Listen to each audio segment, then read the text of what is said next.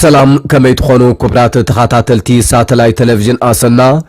نلومي 24 مقابيت كلتاشن 26 سولس كاتري زتدالو زيناتات حزلكم مسيالخو بقدام النتقن نتوتاتهم هاقراوت غانتا ايرترا دحرني 10 عامتات تنصلو ناب وددر افكم مملاسا ابز حبرو لزل اوان ودو حبرات هاقرات آستات 8 تصاوت كعس اقرنا سلطنتن بسنكي بوليتيكا وعافنان قدب ألبو وتهدو اقلقلوتن كابت هاقر موصأم مقلاسهم حزب تግራይ يفصم بزل بدلات كاب ኢትዮጵያ بحيل تدفي كوص يغبرال زبله ምክትል ግዚያው መምሕዳር ትግራይ አቶ አማኑኤል አሰፋም ህዝብ ትግራይ ነዚ ኣብ ልዕል እንጠጥ ዘሎ ናይ ጽንተት ውዲት ገጥዩ ምንምስዓር ልዕልማንም እዋን ሓድነቱ ከጠናኽር ምጽውዖም بملا تግራይ ክልከላ ማሃያ መምሃራን ዝኹንን ሰለማዊ ሰልፊ ብተማሃሮን መምሃራንን ይሳለጥ ምህላዎ ካብ ትግራይ ዝተረኽበ ሓበሬታ ዝምልከት ከምኡውን ኣብ ሱዳን ኣብ ኤልዳይን ዝበሃል ከም መምሃርን ሆስፒታልን ኮይኑ ዘገልግል ማእከል ብዝተፈጸመ መጥቃዕቲ 64 ሰባት ከም ዝተቆትሉ ምሕባሩ ዝብሉን ካልኦት ዜናታት ሒዘልኩም ቀሪበ ኣለኹ كسام مودات امساي صنيحكم كتكاتاتولو بخبري يعدمكم إيرترا قدم مصاري وانچا افريقيا 2027 نمكيات انصار اسواتين نستسر على صوتا نمكيات دحرني استات 6 عامتات بكرات سرعه اهغرا وددر نمكيات نامروكو امريحام إذا هاقراويت غانتا بحادوش قبصاو أسلطاني كوها حاشم ياكين تمريحا ناب مروكو كمزاتو وات آبال هزباو ركبات كوميشن بحال سبورتن إيرترا آتو درار في السهاية بعسران حادن مقابيت نمعكن زينا إيرترا كمزحب برز تقلص أخوينم تهاقراويت غانتا قداما إقرصو وات صباح عسران حاموشتن مقابيت آبتي عسرا الشيح سبات كحزق الله مروكو ستاديوم كتكاي تسرع اللازلو آب إيرترا نزباو يخون أهاقراو قدتمات كأنقر زخل طوعي ستاديوم بزي مهلاو مخانون اتزوص حبريتا غليصم اتا هاغراويت غانتا ناب مروكاويت كتما كازابلانكا ابزات وتلو بريزيدنت هاغراو فدريشن كوعس اغري ايرتران بريزيدنت سيكافان اتو باولوس مسب مزكوعس اغر مروكو بمخان تقبلما منستر زينا ايرترا ابناي فيسبوك غوصو ابزوصا حبريتا هاغراويت غانتا ايرترا 12 اب وشت ايرترا زصاوت تصاوتي اتم زترفو 14 دما كاب عاد انجليز ግብጺ ጀርመን ሽወደን አውስትራሊያን ዝሞጹ ተጻወት ተሐቂፋ ከምዘላ ሓቢሮም ተንታን ኩዕሰ እግሪ ነጋ ወልደ ገርግስ ምስ ቢቢሲ ኣብ ዝጎበሮ ቃለ ምሕተት እዛ ሃገራዊት ጋንታ ዘለዋ ብቕዓት ኣብ ከመይ ዘሎ ንዝብል ሕቶ ክምልስን ከሎም ብቕዓታ ንኽንመዝን ዘኽእል እኹል ውድድራ ስለ ዘይካየደትን ኣብ ውሽጢ ኤርትራ እውን ንትዕዝብቲ ዝበቅዕ ፅወታታ ስለ ዘይካየድ ብቕዓታ ክትግምት ከቢድ ምዃኒኡ ገሊፆም ኣብ ዝሓለፈ ሓምለ 2025 ኣብ ዝተዘርግሐ ዓመታዊ ዝወፅእ ደረጃ ኩዕሶ እግሪ ሃገራት ዘመልክት ዝርዝር ፊፋ ኣብቲ ዓመት ን210 ሃገራት ኣብ ዝሰርዓሉ ኤርትራ ጥራይ ኣብ ዝሓለፈ 48 ኣዋርሕ ብውሕዱ ሓደ ወጋዕ ውድድር ስለ ዘይካየደት ደረጃ ኣይተውሃባን ብዝብል ካብቲ ዝርዝር ከም ዝወፅት መርበብ ሓበሬታ ፊፋ ሓቢሩ ነይሮም እታ በአግማል ቀይሕ ባሕሪ እትጽዋ ሃገራዊት ጋንታ ካብ ለካቲት 2020 ትሒዙም ክልተ ሃገራዊ ጽወታታት ጥራይ ኣካይዳ ኤርትራ ካብ ተመሳሳሊ መድረኽ መጻሪ ውድድር ኣፍኮን ኣብ 2023 ከተሳሕብን ከላም ብድሕሪኡ ኣብ 2025 ኣብ ዕጫ ውድድራቱን ተገሊላ ኣጸኒሓ ሃገራዊት ጋንታ ኤርትራ ኣብ መጻሪ ውድድራት ዋንጫ ዓለም 2026 ምስታ ኣብ ኣፍሪቃ ኣብ ቀዳማይ ደረጃ ትስራዕ ሞሮኮ ኣብ ዝተመደበላ ጽወታ ክከድ ሓደ ሰሙን ክተርፎን ከሎም ከም ዘይትሳተፍ ከም ዘፍለጠት ይዝከር ኩዕሶ እግሪ ኤርትራ ነዊሕ ታሪኽ ዘለዎ ኮይኑ ኣብ 1962 ሻምፒዮን ኣፍሪቃ ንዝተዓወተት ሃገራዊት ጋንታ ኢትዮጵያ ብዓብላልነት ዝተሰለፉ ተዘከርቲ ተጻወቲ ኤርትራውያን እዮም ነይሮም ይኹን እምበር ዘይከምቲ ታሪኹ ኣብ ዝሓለፈ ዓመታት እናንቆልቆለ ክመጽእ ከም ዝጸንሐ ዝፍለጥ ኮይኖም ብፍላይ ኣብ ዝሓለፈ 4 ዓመታት ዝኾነ ዝጥቀስ ኣህጉራዊ ውጽኢት ኣይተመዝገበን ነጋ ወልደ ገርግስ እዛ ሐጅና ሞሮኮም ሪሓ ዘላ ሃገራዊት ጋንታ ብኤርሚያስ ተወልደ እናተ አልየት ንኽልተ ኣዋርሕ ተጠርኒፋ ስለ ዝጸንሐት እወታዊ ውጽኢት ክህልዎ ከም ዝኽእል እዩ ሓቢሮም። ብተወሳኺ ካብ ናይ ደገ ተጻወቲ ኣብ ግብፂ ጽቡቕ ብቕዓ ዘርኢ ዘሎ ዓሉ ሱሌማን ኣብ ናይ ማንቸስተር ዩናይትድ ኣካዳሚ ዝዓበየን ኣብ ሼፊልድ ዩናይትድ ትሕቲ 18 ዓመት ዝጻወትን ሴብ ኢዮብን ካልኦትን ናብዛ ሃገራዊት ጋንታ ተጸምቢሮም ስለ ዘለዎ ብድምሩ ጽቡቕ ውጽኢት ክንርኢ ተስፋ ኣለኒ ዓሚካ ግምትካ ክትህብግን ኣጸጋሚ ክብልውን ወሲኹ ገሊጾም። ኣብ ኤርትራ ዘሎ ጨቋን ስርዓት ብሰንኪ ዝኽተሎ ዘሎ ኣዕናዊ ምሕደራዊ ፖሊሲ ዞባውን ኣህጉራውን ስፖርታዊ ተሳትፎ ንጥፈታትን መንስያት መሬት ዘቢጡ ምህላዎ ኣብ ዝሕብሮ ዘሎ እዋን ኣብዚ ውሽጢ 10 ዓመት ጥራይ ልዕሊ 80 ተጻወቲ ኩዕሶ እግርና ሰልጠንትን ኣብ ዝተፈላለዩ ሃገራት ዕቑባ ሓቲቶም ምህላዎም ጸብጻባት የመልክቶም። ብመሰረት ጸብጻብ ውድብ ሃገራት ኣስታት 80 ተጻወቲ ኩዕሶ እግርና ሰልጠንትን ብሰንኪ ፖለቲካዊ ዓፈናን ገደብ ኣልቦ ወታደራዊ አገልግሎትን ካብታ ሃገር ምውጽኦም ጸብጺብሎም። ህዝቢ ትግራይ ይፍጸሞ ብዘሎ በደላት ካብ ኢትዮጵያ በኃይል ተደፊኡ ክወጽእ ይግበር ኣሎ ክብል ምክትል ጊዜያዊ ምምሕዳር ትግራይ አቶ አማኑኤል አሰፋ ገሊጾም። ክልከላን ዕጽዋን ባጀት መስርሕ ምቕጻዕ ህዝቢ ትግራይ ናይ ምድንቋር ናይ ምድካይ ከምኡውን ናይ ምብታን ዕላማ እዩ ዝበለ አቶ አማኑኤል ህዝቢ ትግራይ ንዝወርዶ ዘሎ ብዙሕ በደልን ጭካነን ዓለምን ቅዱሳት አህጉራዊ ትካላትን ነዚ በደል ተረዲኦም ፍታሕ ኣብ ምምጻእ ክሕግዙ ጻውዒት ኣቕሪቦም። ኣብ ልዕሊ ህዝቢ ትግራይ ጫፍ በደልን ተነጽሎታትን ዝበጽሕ ዘሎም ህዝቢ ትግራይ ናይ ምድንቋር ምድካይን ምብታንን ዝተኣልመ ውዲት መንግስቲ ኢትዮጵያ እዩ ዝበለ ምክትል ፕሬዚደንት ጊዜያዊ ምምሕዳር ትግራይ አቶ አማኑኤል አሰፋ ህዝቢ ትግራይ ባጀት ብምኽልካል ነዳዲ ብምዕጻው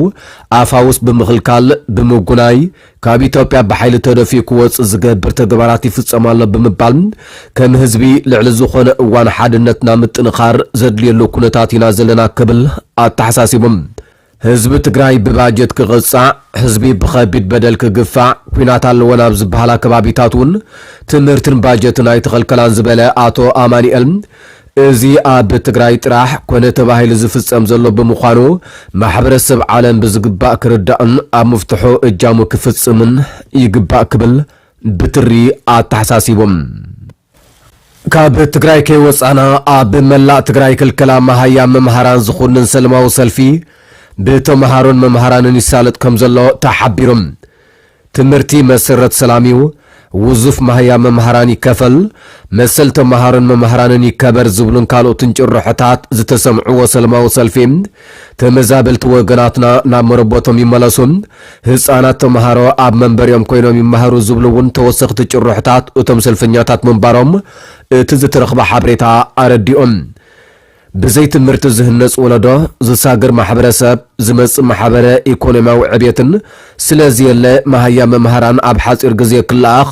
ኩሉ ኣብ ጎኒ መምህር ትግራይ ኮይኑ ክቃለስ ማሕበር መምሃራን ትግራይ ጸዊዑ ኣሎ ክብልውን እቲ ዝወፀ ሓበሬታ ኣረዲኦም።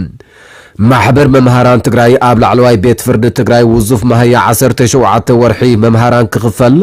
ክስ መስሪቱ መጉይቱ ረቲዑ እዩ ዝበለት ፕሬዚደንት ማሕበር መምሃራን ትግራይ መምህር ንግስቲ ጋረድ ብወገናን ቤት ፍርዲ ዋላ ይወስን ነበር እቲ ዝተወሰነ ፍርዲ ክፍጸም ከም ዘይከኣለ ኣብሪሃ መምህር ዜጋ ዝሃንጽ ንባዕሉ ከም ሽምዓና መኸኸ ብርሃን ዝህብን ወለዶ ዘስግርን ወላ እኳ እንተኾነ መምሃራን ትግራይ ሕጋዊ መሃይኦም ብዘይ ምኽፋሎም ንባዕሎምን ንስድሮምን ምምራሕ ተጸጊሞም ንማሕበረ ኢኮኖሚያውን ካልኦት ጸገማትን ተቓሊዖም ይርከቡ ኣለዉ ክትብልውን ኣብሪሃ መምህር ትግራይ መኽፈል ገዛ ኽራይን መምሃሪ ደቁን ዝኸውን ዓቕሚ ስኢኖም ብስነ ልቦና ተጎዲኡ ይርከባሎ ዝበለት መምህር ንግስቲ ጋረድ ካብ ኢድ ናብ ኣፍ ዝነበረ ማህያ መምሃራን እቲ ክልከላ ተወሲኽዎ ናብ ዝበኣሰ ጸገም ምቁልዑ ገሊጻ ማሕበረሰብ ዓለም ኩሉ ደላይ ሰላም ኣብ ውሽጢ ዓድን ወፃን ዝርከብ ትግራዋይን ፈታዊ ህዝቢ ትግራይን ሕብረት ኣፍሪቃ ተጣበቕቲ ሰብኣዊ መሰላት ትካላት ዴሞክራሲ ውዕል ፕሪቶሪያ ብምሉእነት ክትግበር ጽዑንቶም ከሐይሉ ጻውዒት ዝቕረበት ተሓላፊት መምሃራን ዝሰርሑሉ ማህያብ ብህጹጽ ክላኣኽ ሓቲታ ፕሬዚደንት ማሕበር ወለዲ ተምሃሮ ትግራይ ጸጋይ ኣለማየሁ ብወገኖም ክልከላ ባጀት መንግስቲ ፌደራል ኣብያተ ትምህርቲ ንኽዕጽዋን ተምሃሮ ንኽብተኑን ዝዕድም ዝተምሃረ ወለዶ ንድሕሪ ዝወስድ ሓደገኛ ኣካይዳ ብምዃኑ ተምሃሮ ትግራይ ዝጀመርዎ ከይዲ ምምሃር ምስትምሃር ክዛዝሙ ትምህርቲ ንኽቕጽል ንመንግስቲ ፌደራል ጻውዒት ኣቕሪቦም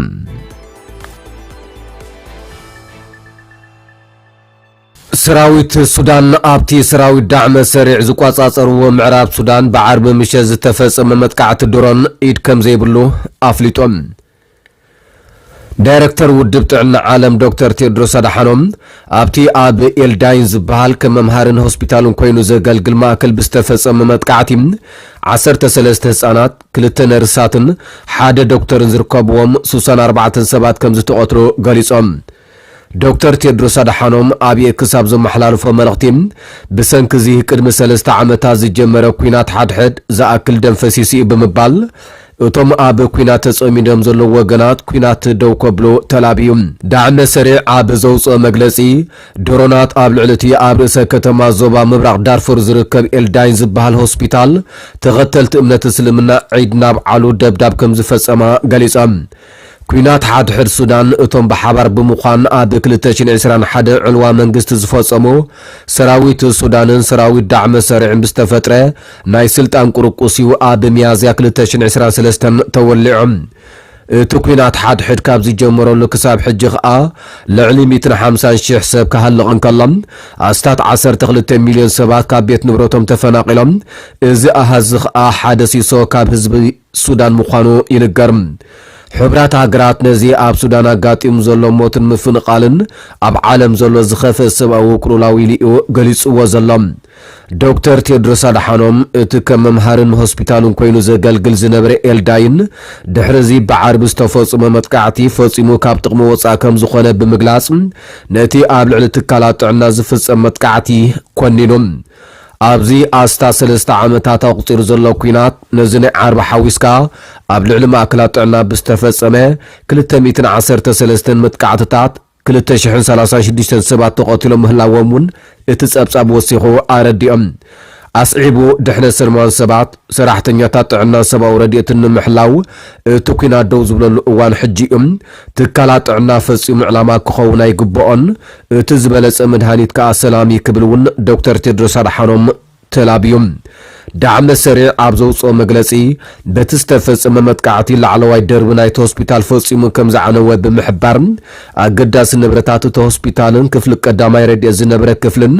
ሙሉእ ብምሉእ ምዕናዉ ኣብሪሆም ሰራዊት ሱዳን ነቲ ፈጺምከ ዝተባሃሎ መጥቃዕቲ መልኪቱ ኣብ ዝሃቦ መልሲ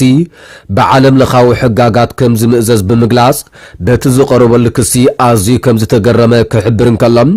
ጉጅለ ጥብቓታት ብወገኑ እቲ ክስተት ብነጻ ወገን ብግልጺ ክምርመርን እቶም ነዚ ዝፈጸሙ ናብ ሕጊ ክቐርቡን ጻውዒት ኣቕሪቡሎም እቲ ኩናት ሓድሕድ ካብ ዝጅመር ነቲ ብሰራዊት ሱዳንን ብዳዕመ ሰሪዕን ዝተፈጸመ መጥቃዕትታትን ምጥሓስ ዓለም ለኻዊ ሕጋጋትን ክስኒ ዝጸንሐ ትካል ሰብኣዊ መሰላት ሱዳን ሆስፒታል ኣልዳይን ንኣሽሓት ሰባት ኣገልግሎት ክህብ ዝጸንሕ ምዃኑ ገሊጾም ምዞባ ኮርዶፋን ዝዳወብ ምብራቕ ዳርፉር እቲ ሓድሽ ግንባር ሰራዊት ሱዳንን ዳዕመ ሰሪዕን ኮይኑ ዘሎ ቦታ ኮይኖም